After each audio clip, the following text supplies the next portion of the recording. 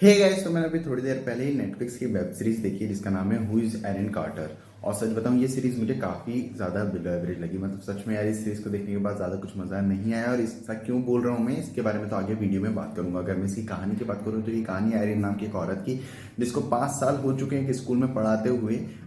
लेकिन उसकी लाइफ में सब कुछ उस वक्त बदल जाता है जब वो एक दुकान में जाती है, वहाँ एक चोरी होती है और उस चोरी करने वाला इंसान उसको पहचान लेता है। वो क्यों पहचानता है, किस तरह से पहचानता है और उसके कारण एरिन की लाइफ में क्या कुछ बदल जाता है, यही सब हमें इस सीरीज में देखने को मिलता है। अगर मैं इसके स्क्रीन प्ले की बात करूँ तो पर्सनली मुझे इस सीरीज के स्क्रीन पे बिलो एवरेज लगा, क्योंकि जिस तरह से ये सीरीज स्टार्ट होती है, अपनी पूरी सिचुएशन को स्टैब्लिश करती है। हमें बताया जाता है कि एरिन किस तरह की इंसान है, उसकी बेटी किस तरह की, किस तरह से ये दोनों यहाँ रह रहे हैं, किस तरह से एरिन की लाइफ चल रही है, किस तरह से ये चोर उसे पहचानता है, किस तरह का उसका पास रहता है। ये सारी चीजें हमें स्टार्टिंग में बताई जाती है। और सच बताऊं, इन सारी चीजों को जानने में बिल्कुल भी इंटरेस्ट नहीं लगता, क्योंकि इन सारी चीजों को इतने ज्यादा अच्छे से नहीं लिखा गया था कि हम पूरे टाइम इस सीरीज में इन्वेस्ट हो जाए और जानना चाहें कि अब आगे क्या होने वाला है और कैसे होने वाला है। फिर जिस तरह से ये सीरीज आगे बढ़ती है, अपनी पूरी सिचुएशन को एक्सप्लोर करती है, वो सारी चीजें भी मुझे कुछ खास पसंद नहीं आई है, क्योंकि इन सारी चीजों को बिल्कुल भी इंटरेस्टिंग वे में नहीं लिखा गया। इसी कारण से हम इस सीरीज की हर एक बीट को तो काफी आराम से क्रिएट कर ही पाते हैं, साथ ही साथ जो ट्विस्ट एंड टर्न्स आते हैं वो भी हम पे किसी भी तरह का कोई भी इंपैक्ट नहीं डाल पाते हैं। ऑल्दो जैसे कि मैंने कहा कि ये पूरी सीरीज काफी प्रेडिक्टेबल है, इसलिए हम इन ट्विस्ट एंड टर्न्स को भी प्रेडिक्ट काफी आराम से कर पाते हैं। यहाँ तक बात है कैरेक्टर डेवलपमेंट और कैरेक्टर्स के पीछे डायनामिक्स की,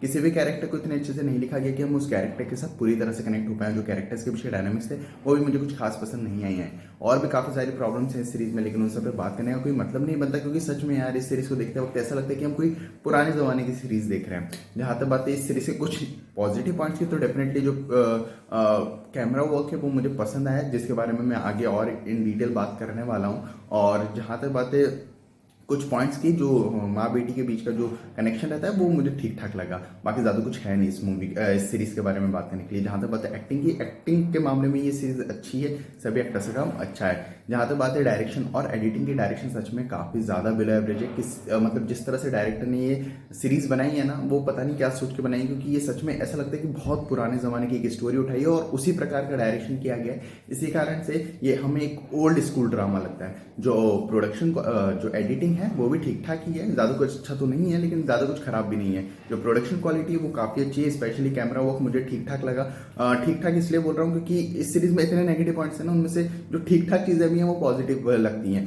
और जो ग्रैंड स्केल पे शूट किया गया है वो भी मुझे कुछ पॉइंट्स पे सच में ऐसा लगता है आंखों को देखकर कि यार अच्छा कुछ देख रहे हैं। तो ओवरऑल प्रोडक्शन क्वालिटी भी अच्छी है। तो ओवरऑल मुझे ये सीरीज कुछ खास पसंद नहीं आई है। एक आध दुख का चीज़ों को छोड़ के इस सीरीज में कुछ भी खास नहीं है। तो आपको ये सीरीज देखनी या नहीं, ये आपके ऊपर है। और अगर आप लोगों ने ये सीरीज देखी हो तो मुझे कमेंट्स में जरूर बताना कि आपको ये सीरीज कैसी लगी। बाकी मिलते हैं अगले वीडियो में, तब तक के लिए जय हिंद, जय भारत।